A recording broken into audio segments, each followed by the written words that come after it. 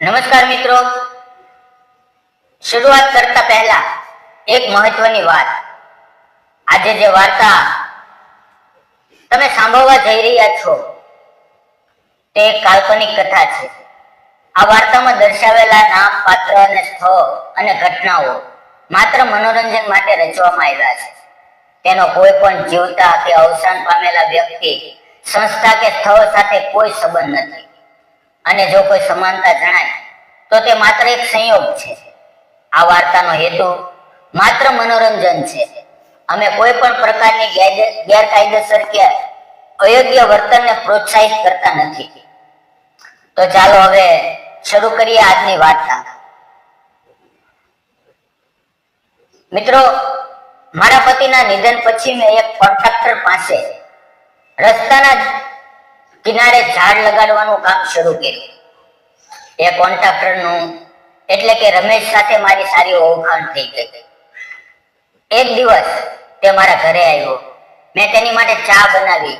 ચા પીતા સમયે તે મારી તરફ જોતો રહ્યો અને પછી તેણે મારો હાથ પોતાના હાથમાં લીધો. નમસ્કાર મિત્રો, મારું નામ રેખા છે. હું એક વિધવા છું. મારા લગ્ન 4 વર્ષ પહેલા વિશ્વનાથ નામના યુવાન સાથે થયા હતા. લગ્ન પછી હું ખૂબ ખુશ હતી. અમારી નાની દુનિયા ધીમે ધીમે ખીલવા લાગી. લગ્નના 1.5 વર્ષ પછી મેં એક સુંદર મજાની દીકરીને જન્મ આપ્યો. મારા પતિ ખૂબ જ ખુશ હતા. તેમને દીકરીની ઈચ્છા હતી અને જ્યારે મેં દીકરીને જન્મ આપ્યો ત્યારે તેની ખુશીનો પાર ન રહ્યો. દીકરી આવ્યા પછી તેમનો પ્રેમ મારી પર વધી ગયો હતો. પહેલા પણ તેઓ મને ઘણો પ્રેમ કરતા હતા, પરંતુ દીકરી આવ્યા પછી તો જાણે અમારા જીવનમાં ખુશીઓની વર્ષા થઈ ગઈ હતી. મારા પતિ કાર ડ્રાઈવરનું કામ કરતા હતા. એક દિવસ તેઓ પોતાના માલિકને લઈને બહાર ગામ ગયા હતા અને રસ્તામાં રાત્રે તેમનો એક ભયાનક અકસ્માત થયો. એ દુર્ઘટનામાં તેનું નિધન થયું. એ પળથી મારી આખી દુનિયા જ ઉજળી ગઈ. મારા જીવનનો સહારો જ મારી પાસેથી છીનવાઈ ગયો. મારા માથે દુઃખનો પહાડ તૂટી પડ્યો. હું અને મારી 6 મહિનાની દીકરી સંપૂર્ણ એકલા થઈ ગયા. મને સમજાતું નહોતું કે હવે શું કરું. હું કોને મદદ માટે કહું, હું ક્યાં જાઉં. પણ જ્યારે હું મારી એ માસૂમ દીકરીને જોતી ત્યારે મારી અંદર જીવવાની નવી આશા જાગતી. મેં નક્કી કર્યું કે મારે મારી દીકરી માટે જીવવું જ પડશે. તેને ભણાવવી છે, લખાવવી છે અને એક સારું ભવિષ્ય આપવું છે. ધીમે ધીમે દિવસો પસાર થવા લાગ્યા. પતિને ગયે 1 વર્ષ થઈ ગયું, પણ તેમની યાદો અને તેની સાથે વિતાવેલી દરેક પળ આજે પણ મારા દિલમાં તાજા હતા. હું અંદરથી તૂટી ગઈ હતી. એકલતા અનુભવતી હતી. પણ મારી દીકરીની હસી જોઈને મારી જાતને સંભાળવાનો પ્રયત્ન કરતી. તેનું માસૂમ સ્મિત મને ઊભા રહેવાની શક્તિ આપતું હતું.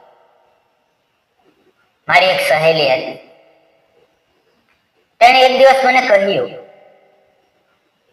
તું કેટલા સમય સુધી પતિની યાદમાં રડતી રહીશ? જે જતું રહ્યું છે તે પાછું નહીં આવે. હવે સમય છે કે તું પોતાના માટે અને પોતાની દીકરી માટે ઊભી થા. તેની વાત સાંભળી મને વિચારતા કરી દીધી કે જો હું આવી રીતે રડતી રહીશ તો મારી દીકરીના જીવનનું શું થશે? મારી પાસે કોઈ સહારો નહોતો. પતિએ થોડા ઘણા પૈસા ભેગા કર્યા હતા, તે પણ હવે પૂરા થઈ રહ્યા હતા. મેં મારી સહેલીને કહ્યું, તું મને કહે હું કયું કામ કરું ત્યારે તેણે કહ્યું, એક કોન્ટ્રાક્ટર છે જે રસ્તાના કિનારે ઝાડ લગાવવાનું કામ કરાવે છે અને સારા પૈસા પણ આપે છે. હું પણ એ જ કામ કરું છું. જો તારે આવવું હોય તો મારી સાથે ચાલ. મેં કહ્યું, પણ હું મારી દીકરીને ક્યાં મૂકીશ? ત્યારે તેણે કહ્યું, મારા સાસુ ઘરે રહે છે, હું તેમને પૂછી લઉં. તેના સાસુએ મારી હાલત જોઈને હા કરી દીધી. ત્યારબાદ મેં એ કામ કરવાનો નિર્ણય લીધો. મારી સહેલીએ મને એ કોન્ટ્રાક્ટર સાથે પરિચય કરાવી. મિત્રો, આપણી વાર્તા જો તમને સારી લાગી રહી હોય તો પ્લીઝ લાઈક કરો. મિત્રો, તે કોન્ટ્રાક્ટરનું નામ રમેશ હતું, પરંતુ બધા તેને રમેશભાઈ કહીને બોલાવતા. તે મારા કરતા 2-3 વર્ષ મોટો હતો, પણ યુવાન અને સ્વભાવનો સારો માણસ હતો. તેણે મારું નામ અને બાકીની માહિતી લખી અને પગાર વિશે વિગતવાર સમજાવી. તેણે મને એ પણ શીખવ્યું કે કામ કેવી રીતે કરવું, ઝાડ ક્યાં લગાવવા, કેટલી દૂરી ઉપર લગાવવા અને કઈ કઈ વાતનું ધ્યાન રાખવું. ટ્રેનિંગ દરમિયાન મને ઘણીવાર લાગતું કે તે મને છુપાઈને જોવે છે. મારું ધ્યાન ઘણીવાર તેની તરફ ખેંચાઈ જતું. કામ બહુ મુશ્કેલ નહોતું, એટલે હું રોજ આવવા લાગી. મને મારી દીકરીની ચિંતા રહેતી, પણ મારી સહેલીની સાસુ તેની ખૂબ સારી સંભાળ રાખતી. હવે મારું ધ્યાન માત્ર દીકરીના ભવિષ્ય સુધારવા અને સુરક્ષિત કરવા પર હતું. આ રીતે દિવસો પસાર થવા લાગ્યા અને ધીમે ધીમે મારી અને રમેશની વાતચીત વધતી ગઈ. એક મિત્રતા ઊભી થઈ. એક વખત મારી દીકરી બહુ બીમાર પડી, તેથી હું 2 દિવસ કામ પર ન જઈ શકી. હું હોસ્પિટલમાં તેની પાસે બેસી રહી. જ્યારે હું કામ પર ન આવી ત્યારે રમેશે મારી સહેલીને પાસેથી ખબર મારા લીધા. મારી સહેલીએ તેને કહ્યું કે સાહેબ, રેખાની દીકરી હોસ્પિટલમાં દાખલ છે. એ સાંભળતા જ રમેશ એક પણ ક્ષણનો વિચાર કર્યા વગર કાર લઈને સીધા હોસ્પિટલમાં આવ્યા. તેમને જોઈને હું ચકિત થઈ ગઈ. તેઓ મારી પાસે બેસીને પૂછવા લાગ્યા, શું થયું? મેં બધું સાચું કહ્યું અને બોલતા બોલતા મારી આંખોમાં આંસુ આવી ગયા. તેણે મને સમજાવ્યું, હું છું ને, તમે ચિંતા ન કરો. તેણે ડોક્ટર સાથે વાતચીત કરી. તેણે સારવાર કેવી રીતે ચાલી રહી છે તેની ખબર લીધી. મારી દીકરીના માથા પર હાથ ફેરવ્યો. એ સમયે મને લાગ્યું જાણે મારા પતિ જ મારી દીકરી પર પ્રેમ વરસાવી રહ્યા હોય. જતા જતા તેણે મને કહ્યું, જો પૈસાની જરૂર પડે તો મને જણાવજો. આ રીતે રમેશ મારી જિંદગીમાં એક સહારો બની ગયા. તેઓ વારંવાર હોસ્પિટલ આવતા, મારી દીકરીના હાલચાલ પૂછતા.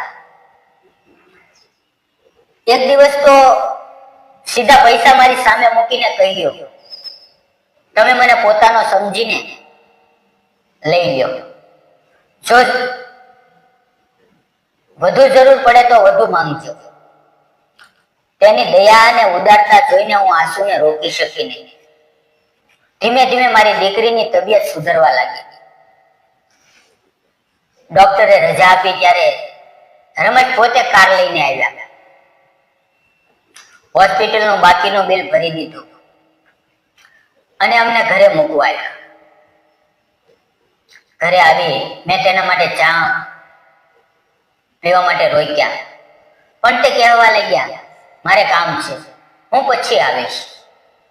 જતા પહેલા હવે સ્મિત સાથે મારી સામે જોયું અને પછી ચાલ્યા ગયા.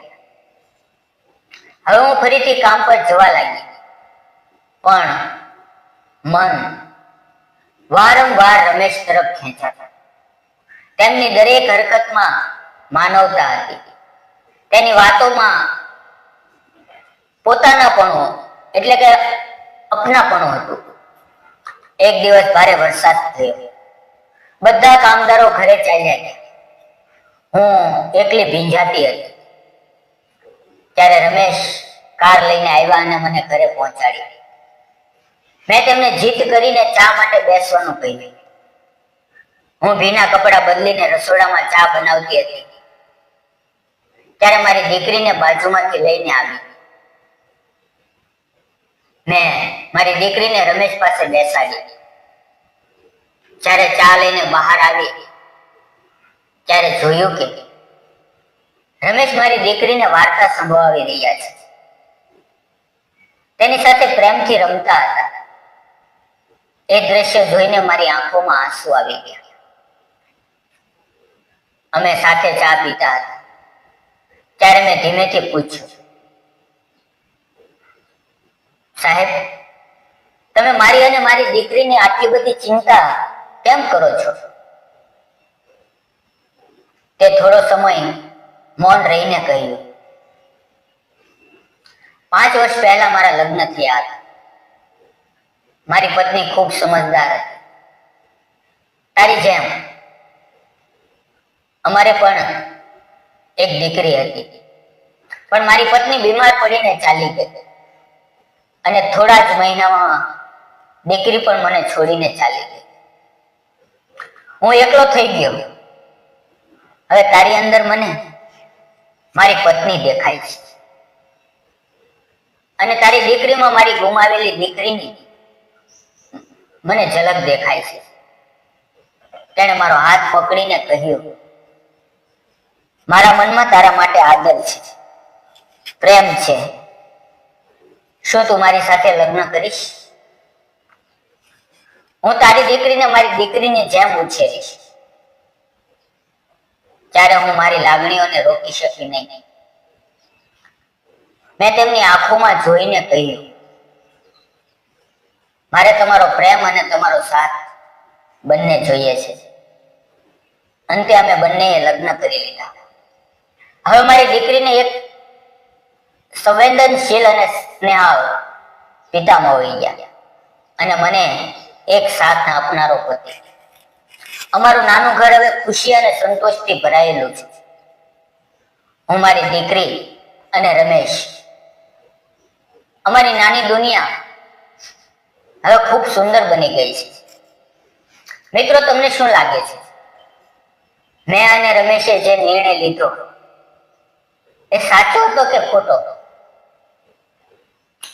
મિત્રો, આ વાર્તા આપણને શીખવે છે કે ભૂતકાળ કેટલો પણ દુઃખદાયક હોય, ભવિષ્ય હંમેશા આશાથી ઉજ્જવળ થઈ શકે છે. મિત્રો, વાર્તા ગમે હોય તો પ્લીઝ લાઈક, સબસ્ક્રાઇબ અને શેર જરૂર કરજો. અને ગુજરાતી મિત્રો, પ્લીઝ સાથ અને સહકાર આપો. નાની એવી કોમેન્ટ કરો અને લાઈક કરો. ધન્યવાદ મિત્રો.